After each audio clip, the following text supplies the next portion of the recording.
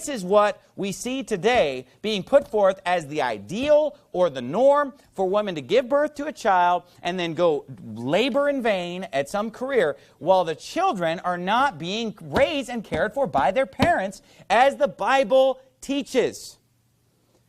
You say, well, this is old-fashioned, this is outdated. But see, the Bible's never outdated. People will talk, you talk about Abraham and Sarah as being an example. And you could say, well, Abraham and Sarah, that was 4,000 years ago. But here's the thing about that, though.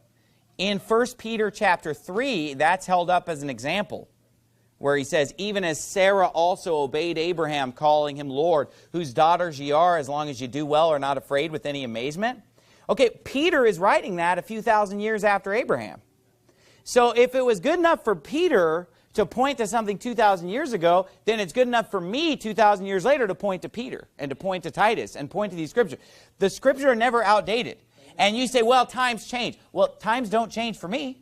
And for the Lord they don't change. He said, I'm the Lord, I change not.